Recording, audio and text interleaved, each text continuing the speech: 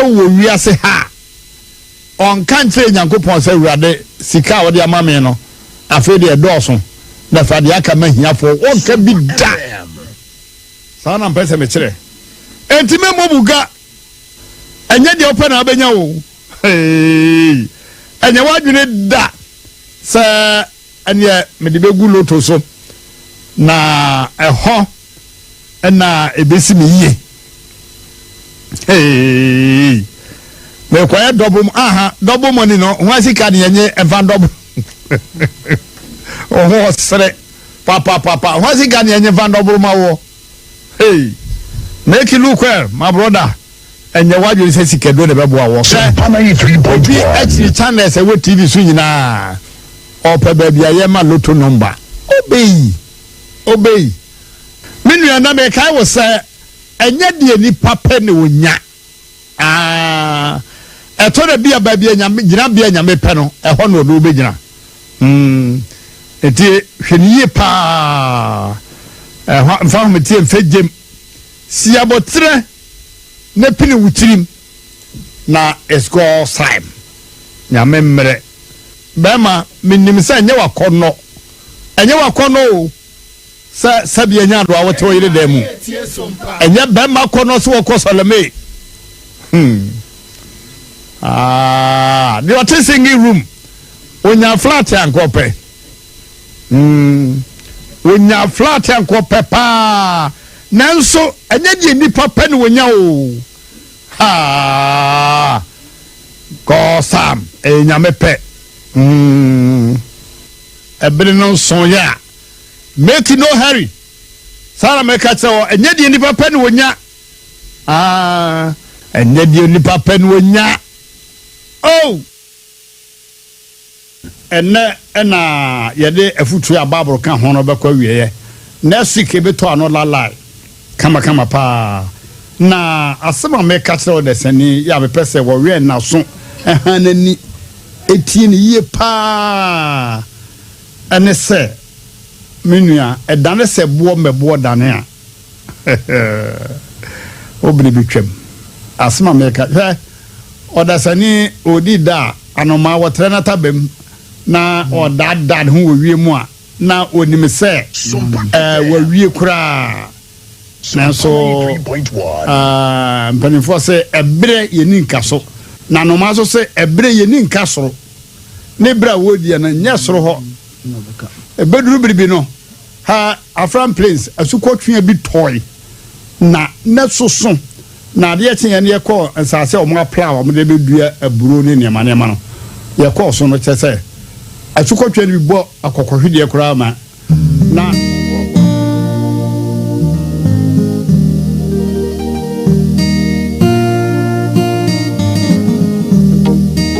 onutimbi epuwe opuwe ya wampuo ni kwao odi enije ni mplansha abrabo mu afutu nyamsum wani daso ade enije abro ni panyina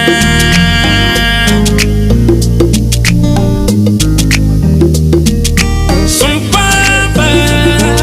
ebe sunima sompa TV yabo sompaba ebe sunima o fide no to sompa fato sompa TV na ya wani pama o na unu arada efisa gudie mu nsemo ubenya abrabo mu nsemo ubenya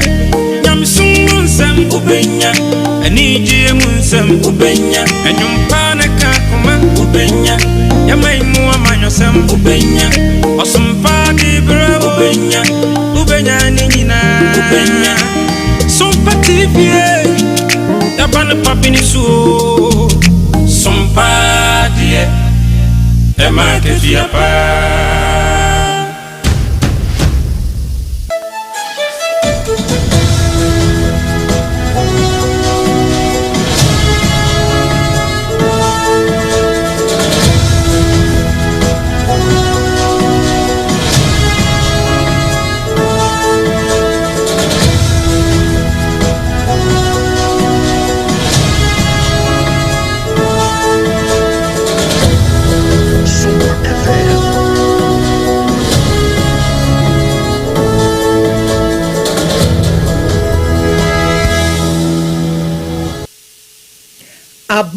nonsia.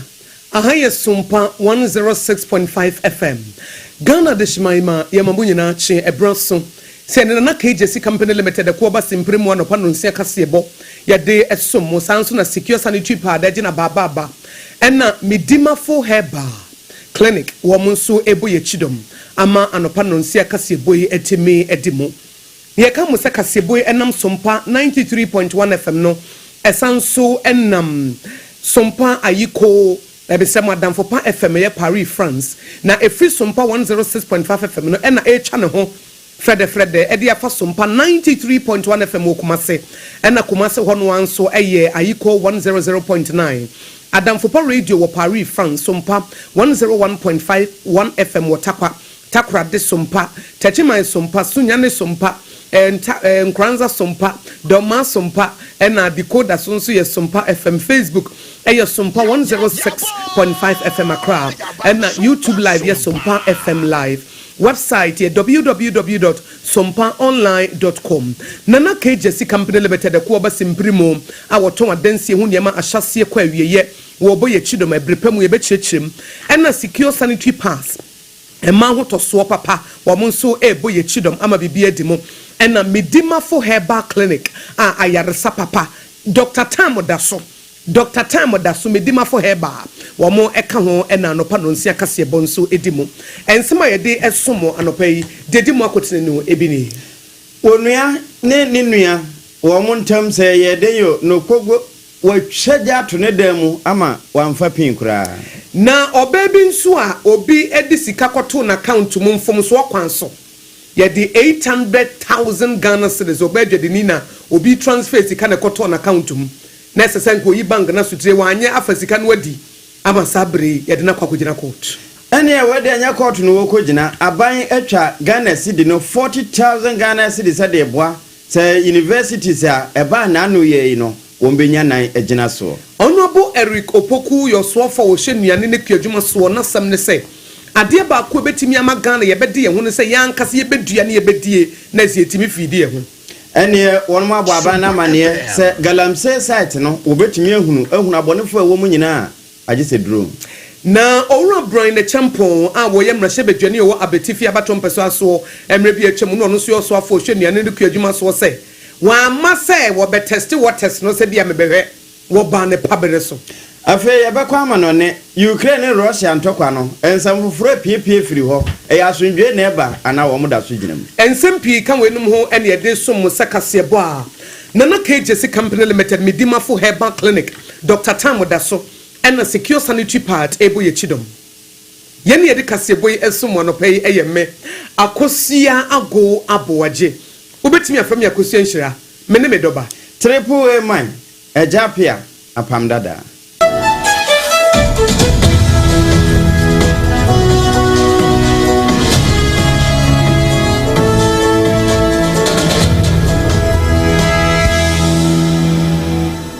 afe yanshansam nase na medo kofra mantemu Keti South abato mpesua so na awrehosem biasi ne nyina ne se timamufu a wonum wo kugba kope wonum nyina de wonsagu nti na wom nte ase de nam so a eba ne sa esanse ye onua ne onua obi ne chiriba na se menteme ho asane brebe ne sha ase o ekwawie no ne nua pani fia wotimo wom de kube empepan bi na awyo wanwono ne kama wono nso kra wo yobi a wanwono kente enti wonya adaje nwono fie no ewie ni nua na twagya atum wahye ne bibia adworobe na owura yi jo kubabo ene ne din wadi mfinhia duosia na wasanso yekuani na enum na wode to so wachese ne nua no na no bi waka kire ne so obekire no pa na de ode bekire ne de wanhye da nkyerechire ne mu eno ena fiada de ebechememene da wo mani ba wo ho so no na ejada ne fiem entiemu ena wono ma na wo mo edi dwuma saa abre no ani nua no beka se wo bekire no no wo mo ka se da bi ebia na se tie bia de esiye wo nua no nem ho bi enti wo mo tutu mirika ekonya wono nso kubabo na bi ne ye de frɛ no wo nkoso ne panchi Gabriel eka ne den ho na wo mbuza nse de important na wo ho ntia wo di sa nyambra nsɛm no enti wo yes wo betwetwen we ba na wo mo aposefo a wo mo ewo agozome wo mbeso ne panchi enumu no wo beche se no kre wo na ehyi fie no na wɔde kresin ne gugu so na ɛnam sɛ ne yɛ kube mpepa nti egya ne too mu no ɛhye ntɛm ne no ɛna wɔwura kubabɔ ɛbɛkyɛ sɛ ne sika 1500 Ghana cedis a wanwene kenten kakra na wɔde asie no ne nyinaa hye ɛno akyi ne mantam a wɔn tɔbrɛ no ɛne kenten no amanfoɔ deɛ ɛka ho yɛ a wanwono de agu hɔ wɔtwɛn sɛ wɔn bɛba betua ka agyeɛ ne nyinaa wɔamfa bibia deɛ wɔfaeɛ ne nika na ɛhyɛ no saa bra mekasa polisifoɔ a wɔakɔzɔme ɔmu gu so a wɔyɛ asɛm no mu hwehwɛ mu deɛ bɛpie akyire Sompa kaseɛ so yɛne ɛbɔɔ so yɛbɛma waso ate na yɛto so ɛwɔ Sompa 106.5 FM so na nenam yɛ affiliate radio stations ahodoɔ ɛwɔ Ghana ha ɛne amanɔne no asɛm bi aba ɛkyɛ sɛ wɔbɛadwadini bi ɛfɛ ne Constant Jesse Nimako na obi transfer sika na sika no ɔmo transfer no ɛyɛ mfomsoɔ ɛna ɛkɔtɔ n'account mu ɛyɛ sika dodoɔ sɛi 800,000 Ghana cedis na ɛsɛ sika dada no 8 billion old cedis na saa 800,000 Ghana cedis kɔtɔ n'account no mu saa adwadini wɔn akyerɛ mu sɛ ɛkwan yɛ wɔfa so a yɛnim ne paa edi ɛtaade frɛ no yɛtaa frɛ no maadwoa wɔyi sika ne mu 770,000 Ghana cedis a 500 ka ho na no ɛna mpanimfoɔ kyerɛ mu sɛ sika no wɔn transfer mfomso kwan so na ɛkɔtɔ ne EcoBank account mu ɛkɔtɔ ne EcoBank account mu ohun sɛ 8 billion old Ghana cedis dan account mu a ɛnɛ sika no ɛyɛ 800,000 Ghana cedis apɛ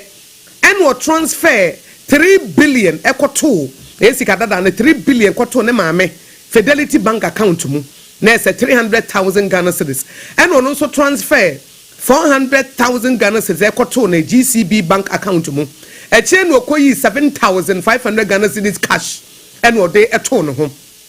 na mpanimfoɔ kyɛm sɛ so bo ade abɔ no sɛ wabɔ koro no ɛna money laundering ne bi akɔso firi sɛ sika abɛto account mu ɛnyɛ wo de adeɛ ɛba ne sɛ ne yɛte ne sɛ wofa akɔdeɛ bi mu wɔ wɔn sɛ an onyankopɔn na ama me miracle money we deɛ miracle money koro no de wakɔ akɔpie court na no na wɔn kyɛm sɛ wɔn ane maame nso ɛyɛ sisili agyesi no so yɛabɔ no so boɔ eti sɛ obi yɛ adeɛ na wɔn so wanka nkyerɛ no ebi ba ebi bɛka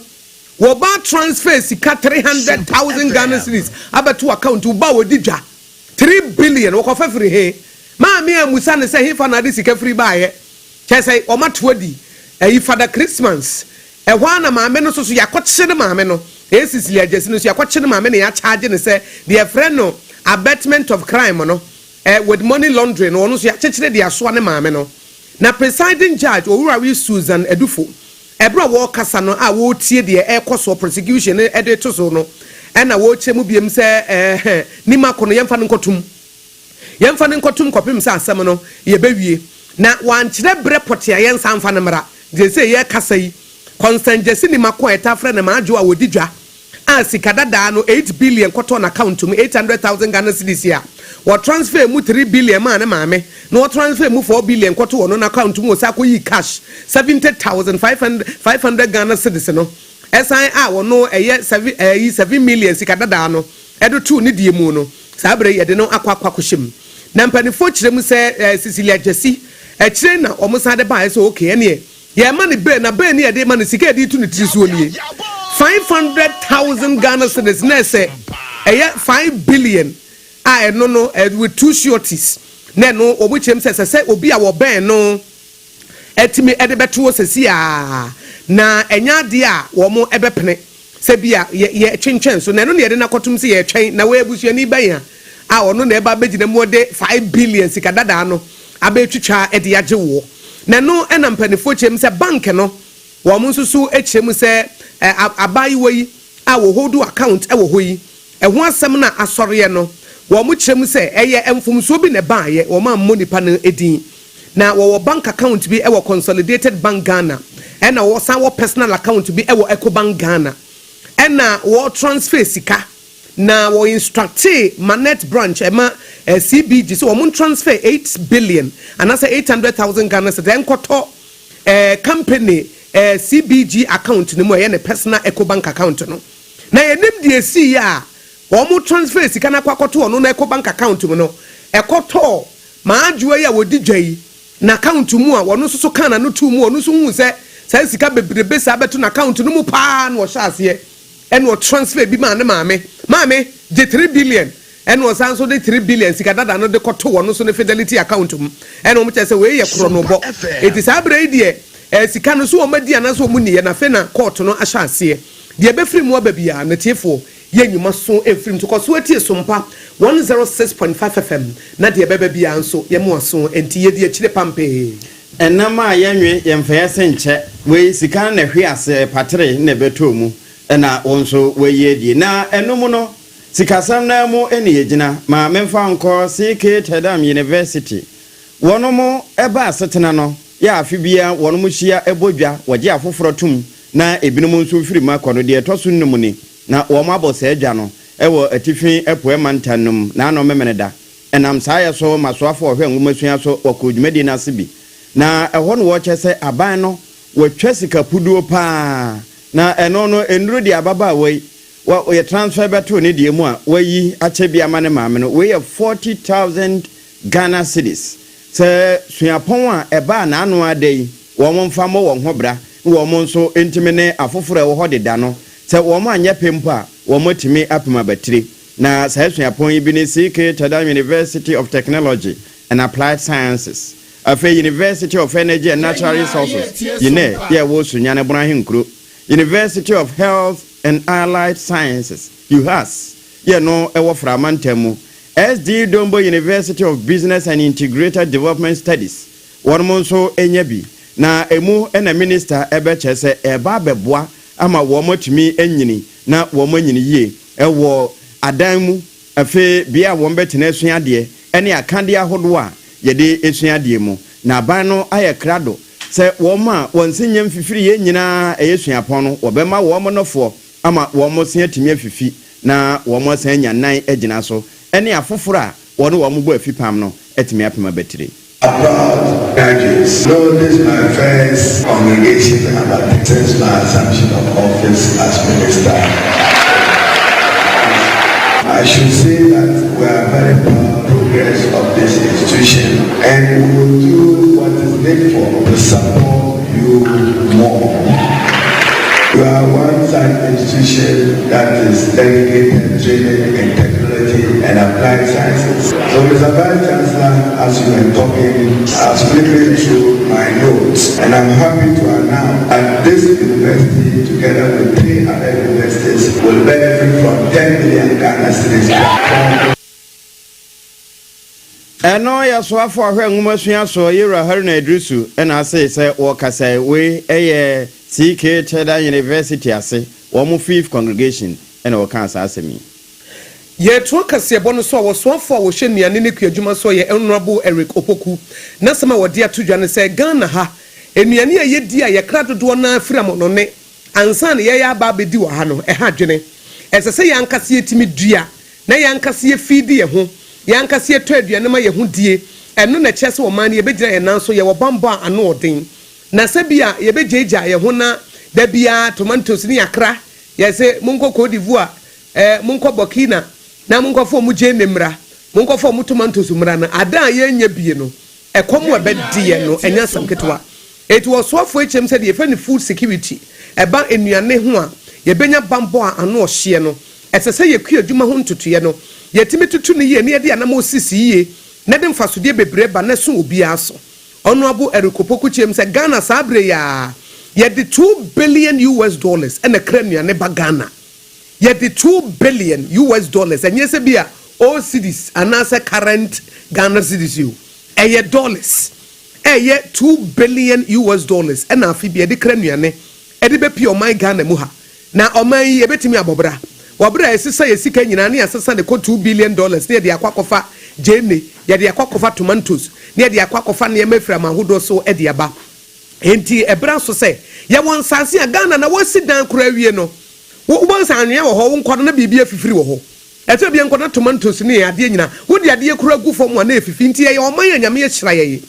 won sanse e betimi de aye kuadwuma ne yi ankasa a ebeboa ye no nti eba ne se ne yete ne se ye no ne se na amene afo ne ye kwa hata na sa wo ne ye kwa koyie sa afi bia ye de $2 billion se kra nuane ba ha eti bena so se ye pusu ye ho na ye hwema kuadwuma no egina na so But agriculture is everything. You all understand that a hungry man is not a free man. And so for us to free our people, give them absolute freedom, we need to produce food in abundance to feed the people of Ghana. As we speak, we import a lot of food into Ghana. Our food import bill is estimated above $2 billion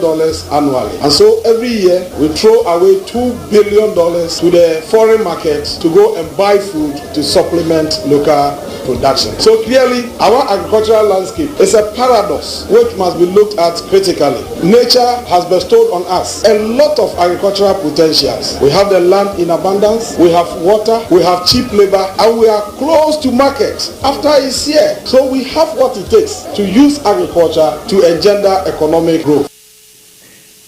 Efutu nyina efri wosoafo wo hwenuane ne kuadwuma so onobo erikopoku ene o se de yehia bia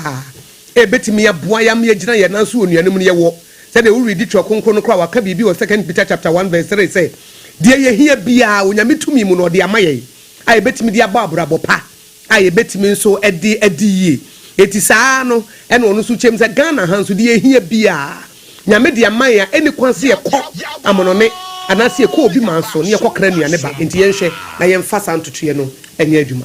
Enuane eho buoni ne ka da enso no na Petroleum de kura mai na Bra Collins watuyamfo Honorable Collins adoma komensa wono ana afigya kwabre north woyam rashe bedwani afi wura bedwafi ho a energy committee no woka ho bi na wode afutu abase aban no wombo ne ho so no wonya ne man tentem esanse wohwe Israel ne Iran wono ntoko a wasasa aboa so no a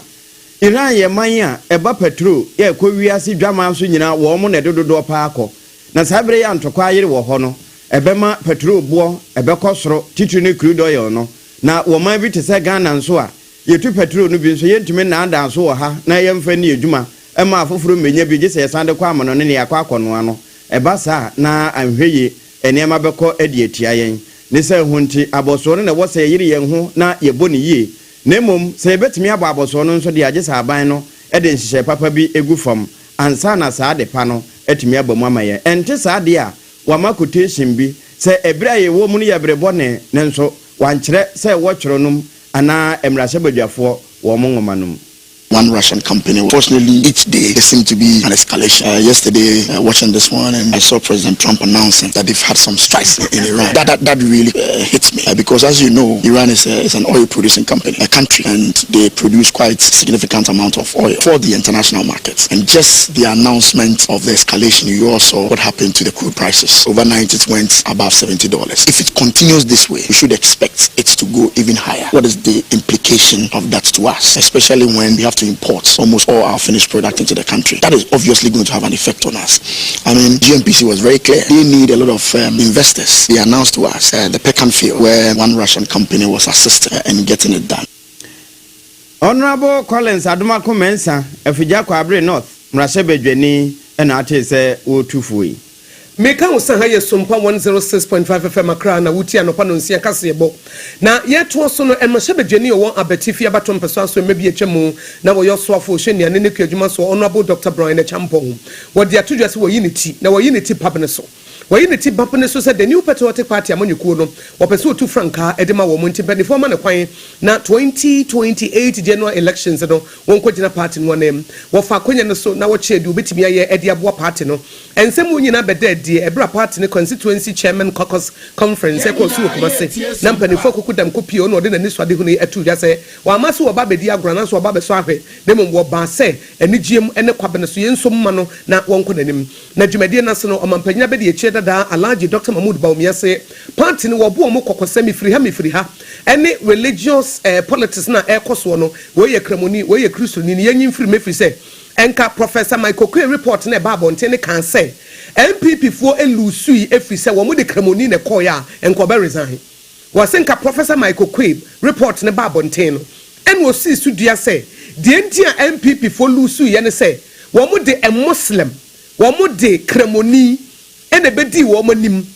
enti no mu lusu yanko no Dr. Mahmoud Baumia enko hu san ko be resign e senka e Ghana fo nyini ntum fi se wo ye kremonia enko nyina da na nye no no kan eti obesere se party na chitafo enya hweyi. Recently, people are going religious and tribal. People are going religious and tribal. That is dangerous for the New Patriotic Party. It is very dangerous for us if you go in that direction. What is clear and is stated in black and white in the Okwei report, as well as all the other studies, is that religion and tribe were not factors in the 2024 election result. They were not factors. They were not. We should not try to inject to say that Christians will not vote for Baumia. Dr. Mahmoud Baumia say report no akenkan ebi mu so ye research bebre wo man ka say de ntia ema party no elusu ye ne say wo ye kremoni de di kan ena sabio wo firi soro ho so ene baaye na enu nti ene ma ne lusu ye ne wo se nye saa ene de ba nye tribal anasa religious grounds ene na nam so ma party ne lusu ye nka ye no ade a enko no kranka won ha ne ho say wono no se Ghana fo mpe no ebi say wo ye kremoni Ghana fo mpe no ebi say wo free tifi man temu a enko be pe ne ba bia tena na nye nu so nti enu nti na wo se wo san e ba biem no. My 4.7 million votes were there only Muslims who voted. It's not possible. There were all who voted. When Tofo lost, did we say religion? When Mills lost, did we say religion? When AKOSUA lost, did we say religion? No, that is not a factor. But people want to make it a factor for political reasons. If in fact that was the case, I wouldn't have contested at all. I would have stepped aside if that is the case, because I'm not a selfish person. I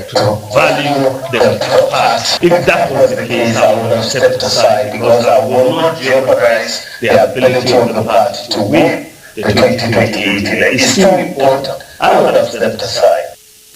Eni yeti ye Alhaji Dr. Mahmoud Baumia mrebi atwam no ye Ghana mampanyina be de cha wotu franka edima the New Patriotic Party abanyekuo no wa kire na dwene ese party ne nya hweye se mefiri ha wo ye kramoni nti na amoaye no efse Ghana fo empese Muslim beba bedi wo so wasesa ne ma no ebetimi atete party ne sekunte bi yensan dwene Kwame Redu wakwa sofo bi ho na akwankyera efiri ho ma aban no wafa ede amasompa kasebo se yemoso esansa ha na mampanimfo no nyina woremutie General Overseer ya woda Open Arms Ministries ano Apostle Kofin Kansasa akode dodo na abone mrane Saint Sack ohoti ne Sack wono na de akwankyere bi ma aban se galamse kon no emfa ho ne sra adom a obeso wo mo ne atubrane a wobesanso akrade ama wo mo se wo mo nkonkokon wo mo firi ho a na wo mo asasa wo mo nade akogu ho esan yobiu ne se honte so opese otimi tu ase na ohunu abonefo no enya wo mo panchi eso ne yie pa enya excavator wo beje na mom won pe drones a be fa wiem na etwamfoni ene obehu se esumasini na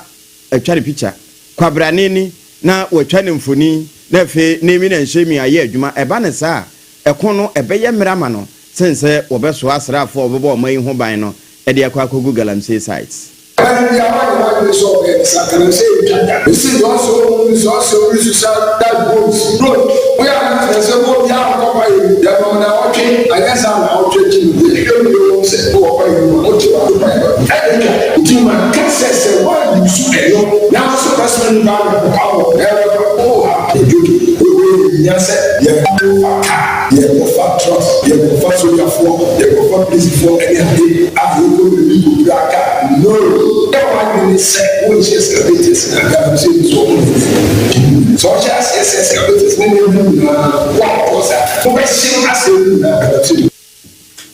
Woma Facebook abrebi SOMPA 106.5 FM Accra na yenyina ye makers ye no mom na Saint Sack wie no wa mananso ho ene wo che se wono ma eye galamsey ho adwuma nyina aban ma wo mutumi krata na wo mu wi aban no wo mun kan hunu se osoro ahema mu wo mun ne chefa esan se ho sika okoso ne ye konante nti nyankopo hu se wo galamsey mu na awa onu so oba se tebia obetu nti nya de obema akwan mu aba na wo mun hweye na nyame abufuhye ama won so sabe a wo ya nyankopo te o ye it was an opportunity as well. I was always instead of us as well science into just as so we probably as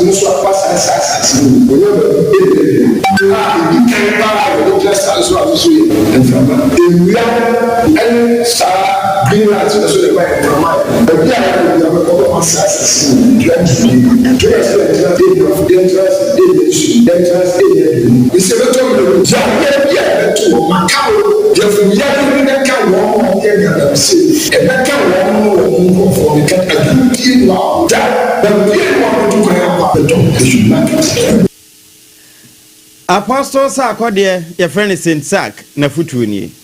Yet also tema oil refinery sabre yatum.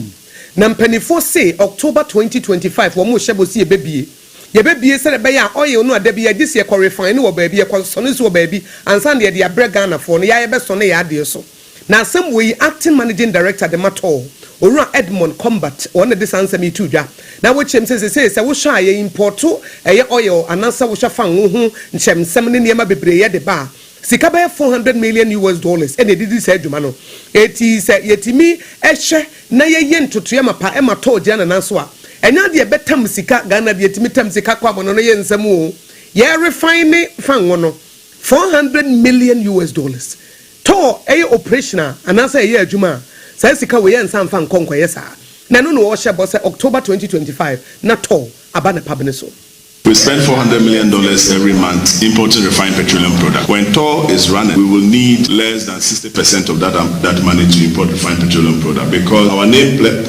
plate capacity is 45,000 barrels. And we recently installed a new furnace. With that new furnace, we can actually do 60,000 barrels. And nationally, we consume about 100,000 barrels per stream day, every single day. So we can do between 45 to 60% if the refinery is up. The refinery is a profitable enterprise. It's capable of refining. There has been a number of turnaround maintenance that has taken place at the refinery. And the analysis we've done so far, the reason why it was shut down in 2021 was actually because of lack of crude. So we have just put together a turnaround maintenance committee spearheaded by the general manager maintenance and supervised by the deputy managing director. And every Friday we come together to look at the steps and the things that we need to do to get the plant back. We are acting managing director the matter. Ora Edmond Combat wano ene kasaya SOMPA kasebo edibre mu ka mo se hutie kasebo e wo SOMPA 106.5 FM Accra nana KJC company limited ko ba simprimu adansie hu niema ye de chance ko wie na kache ene wo Ghana fo nyina di adansie se wo de ho bodonto na dondo asaw na wo pese bunya adansie hu niema papa wo betimi de asi wo dan ahyase ne awie ya eye ko ba simprimu nana KJC company limited na ye ne sa enya nwanwa se waje abasobo wo Ghana ne amono ne mesaw ne branches no mantam dunsie ne nyina wo ho etikopen na do apply with building wire cement iron rods roofing sheets ne nyina e wo ekoba sempri mu ho ne fa ye adwuma Central Steel for abana baso amana outstanding services 2023 akro ne kumase wo ho nti frɛ no e wo 0204355040 nana KJC company limited wo mo se wo bema ba and depo ne wo kaso ne de jai e 0204355040 na udem na secure sanitary pass ema ya ho toso ne ye bambo eno no eti se wo ye oba abosom ye kwantuo no se wonya no menopause de a wo bi enim se ne wo hia betimi aboa ma kwantuo na ye de eye secure sanitary pass na eye proudly made in Ghana eti Ghana ha ya ene ye no eti mesra wa se His Excellency John Dramani Mahama se obeche sanitary pass de amankwada ye the free sanitary pass policy aba. His Excellency, Ghana phone kwadani nyina se de omo pay secure sanitary pad. If some person mo feel secured na omo timi de nantie. Eti esre wa eno an sese wodi adwuma mo kumase no omo tie yi e wo SOMPA 93.1 FM no. Monko mama excellent cosmetics e wo PZ anasa kwada so estate ana mo frɛ no e ho na mo betimi anya bulk and a retail purchase na mo de aye adwuma. Secure sanitary pad asantema mo nso mo e 024386215 say wo shop na obi ba secure sanitary pad no obusa eti mo nyina mo mochi ne tada na mo nkoto bi e wo kumase mama excellent cosmetics 024386215 024386215 na Ghana fo a mo won kran ha medima fo heba Dr. Tam da so chiachia mo na medima fo heba Dr. Tam da so chiachia mo yi na wode asem de ɛna abrɛ adehye a mo won kran Dr. Tam da so se na wo kumase a wo ye adwuma ɛna ɔte sɛ enkranfo ofrɛ no dog na wo ma ɛna ɔse aden wo se wo mo se brankran ɛna ɔse me mankran me ye den wo se hwɛ yare a adokoro adehye a won kran no ɛnya asam ketewo ɛno nti Dr. Tam da so wo de Tam ne da so wona se obi paawo a wonyi ne sikaji so awo awie obi paawo na ko medima fo heba Dr. Tam da so a je se wo awie ansa na wotua enti wo mo se brankran na doc se meba ene wo sesa ne nkuku ne nkaka na wabebie bi wo poko ase mayera ena sensei wo mo a awo nti na nkrofo chi wo mpoa awo nti na nkrofo ayete se hana se de na panina etietia ne fa hodie so no sensei ya ka panina no atom ya company na no atoma dentia e se medima fo heba Dr. Tam da so e boa mo manfo wo fo mo ho e fo mo ba ene wo mo sabusa biem se dog ya te se basisi yare any stroke kura de say wo ye mu expert se wo bi fa ba bia dwedwo na no me ko medima fo heba me ko ya akwada bia wote hwiche mu me se what akwada 15 years de o e de nya stroke afe na no me sa akoya akoda na so de agye na so won nanti na me say aba bonsam nyuma besai Dr. Tam da so medima fo heba stroke yare wodi wo bi hyedam ho say awaye me ma bi anya stroke me papa bi anya stroke me ba bi anya stroke na wote wo na wo he na stroke no sai akoda no wo bra wodi ne ko medima fo heba wo betimi aso de agye na so aye adwuma Dr. Tam da so medima fo heba stroke yare wotu ne tesa banche obewuru tu ne out ntentem kura enti mu a mo adehye stroke ebubu omu gudam no a wo mu ntimi nsori ntimi nya adwuma no monko poko ase mayira sa wo nkran ha ko poko ase mayira Dr. Tam da so medima fo heba na stroke ne yentu se wo sisi ya wo ya sisi yare anase wo kotodwe anase mane mema mo pa wo se de be kan no monye number na mo frɛ sisi ya na me de stroke kura de se de wo si every stroke asynchrony no ene ma Dr. Tam da so medima fo heba me feeling no if say stroke yare bone e ma wo incapacitated wuntimi nya hwe wuntimi nsore obi ananka wo ho oden na stroke aba beji wo ni padua atena so ko na yentu ni firi ho na e ma wotimi asore abo adwuma enti Dr. Tam da so medima fo heba Tam da so ye kɔ ntem abasa hare so mirikatente pokwa se mayira Udu ona busa wo bi abekrew. Eye 0244 774282 0244 774282 and 050 0727215 050 0727215 TBM 050 0727215 ofra wo se medima fo heba pokwa se mayira matemo nka wo SOMPA 106.5 FM so matemo nka yase mo pokwa se mayira etimi nso me ba na medihye no wanya stroke no sisi yare kotodwe ya ye pa wo ne ho atoye etimi dru pokwa se mayira no pa ya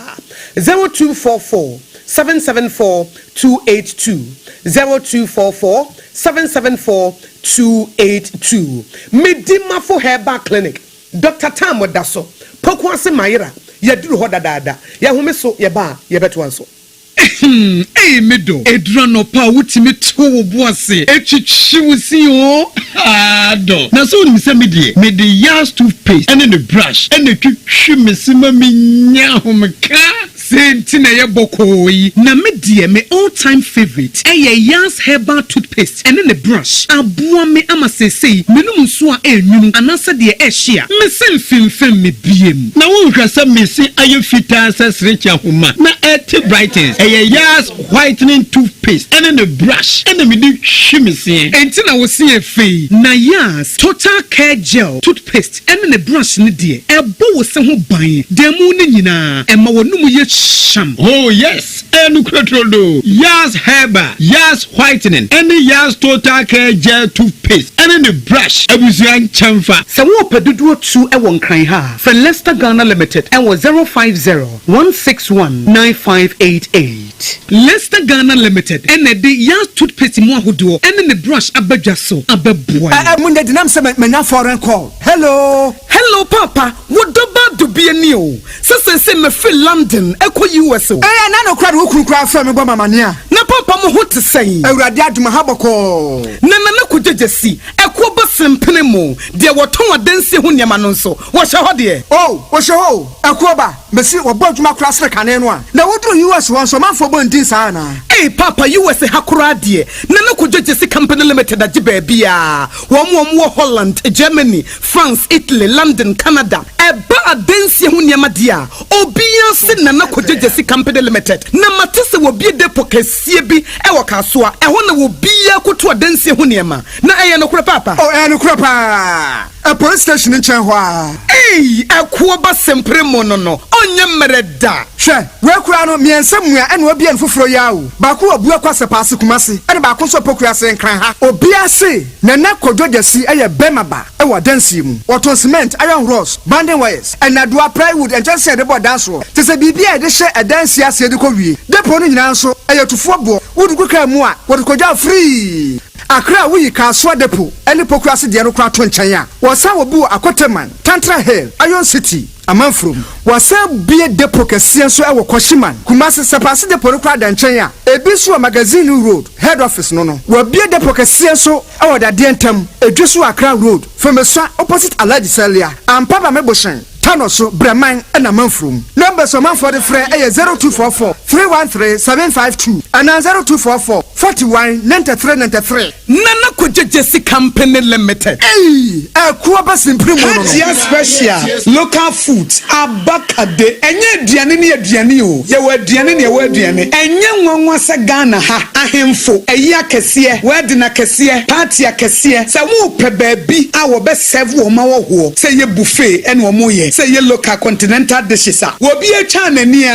Hajia special local foods ewo hacho atomic equano so hono the entire friendly local foods in say enye wo mo ye aduane na wo matentam tomatoes apro meko apro jena apro garlic apro no de ye aduane say eya abontine aduane edi enye ne bisa dabi Hajia suro nyame etinye nwanwa se Ghana ha etitire se ministries agencies akese eye ahemfo na nanom ahema mo wo motena se no wo si bedidi ye didi eziban ye didi a wo se momfra Hajia special local foods if is a hono and aduane no ekoyi Ghana ha ba bia wo mutimi serve Hajia special local food pese wo fra eye 024 63 59921 024 63 59921 and as 059 479 7215 eye 059 479 7215 for na with them endpoint homeopathy clinic Ghana had the obi enim say your prostate na baby omutimi ye screening ema hu ni ye etu ase a na e endpoint homeopathy clinic and say e kidney e liver problem wo fa baby e na adjo na de friend ne premature ejaculation no a ba ma bi a wo ne wodofo akwakwahia asa wo di ne ho agro asa wo tonte ene ye bra endpoint homeopathy clinic na ye moa wo e ma ne mema mo pa wo e ye endpoint homeopathy clinic wo mo dem fua yare bia infections bi ne wo ho anase bia wo hwa wo fa baby na adjo kidney problem prostate de e endpoint homeopathy clinic kuma se ubehu endpoint homeopathy clinic e wo kronoma boy here e na Accra hanso so de wo mu ginemu ankasa e wo spintex zebra friend share signboard no huduro na ubusasa wo pe endpoint homeopathy clinic obia e be kire for endpoint e wo 0244 867068 and 0274234321 endpoint homeopathy clinic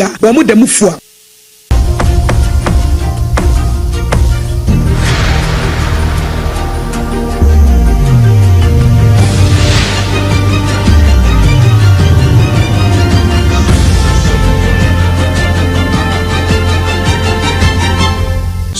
TV Emma Akatuapa. Asam no an waka no Emma Akatuapa pampa ene nti ba bia wo bia na watwe aban afidie no wo data kakra na wo so no so na fabra sompa na ye wo Akatuapa edema me do kwa amano ne Ukraine Russia ntokwa no enya ntwayo enam so ama commander ya wo no na Ukraine ho wo ye chief commander Alexander Seresky ana Seresky wono so akabi edi atoso kire se so nyate se Russia fo eka so e ba keka yaje ho afa wo moboa esan so Ukraine da so gina ne na so pa e wo mo se sra adon no binum kura afiri mmia e boa Russia fo se wo mbetimi abu nkama fa wo no so nenso wo mo da ba yakura de ntia wo kansa ne se Russia dɔm a wɔn de wɔn baeɛ sɛ srɛ adɔm no wɔn ayam fa wɔn ayam no koraa no North Korea foɔ sɛ koraa de binom sɛ wɔn bɔ wɔn ahyɛ so ban ɛno nso bɛyɛ sɛ apem koraa nam ano sɛ abere wɔn saman koraa yera na wɔka ne pire nye pire mfa sɛ wɔn gyina wɔn nan so sɛ wɔman na baabi te sɛ Pyongyang foɔ sɛ wɔn nso koraa bɔ anohoba sɛ wɔn de srafoɔ a wɔn abɛn wɔ agudie ne nkorakora yam ɛba sɛ wɔn betumi aboa ma Russia wɔtumi anya ne nan so agyina nanso wɔn Ukraine ya enye man kɛseɛ biara saa nanso wɔn hyɛ Russia yam no wɔn bɛkɔ so apete na deɛ ɛwɔ sɛ owura Putin wɔte ne ho ase no wɔte ase ɛnte saa deɛ a wɔbɛkye ama wɔn ayam wie etiefo kasebo no asi nana KJC company limited ko ba simpremo secure sanitary pass ena midimafo herbal clinic ena ebo yechido makasebo edi mu yene yede sumo no pay eyemme AKOSUA ago abowaje ubetimi afrem AKOSUA nshira mene medoba triple A mine Ejapia APAM dada Kasebo San Fan SOMPA 93.1 FM Okumase Ayiko 100.9 FM Okumase Paris France Eya Damfopa Radio Takwa SOMPA 101.1 FM Takwa de SOMPA 103.3 Tachima Foso mo SOMPA 106.1 FM Ena Sunyane Fonso SOMPA 98.9 Enkranza ye SOMPA 90.7 Doma ye SOMPA 101.3 FM Decoder su ye SOMPA FM Facebook ye SOMPA 106.5 FM Accra Ena SOMPA FM Live YouTube ye SOMPA FM Live website ya bodi nyina bedede ya kwakoto ewo www.sompaonline.com ya hunu so ya ba ya de Ghana Today beba na ensem wa edi him edi de ntweche wo Ghana no ya de aba som koso tie SOMPA 106.5 FM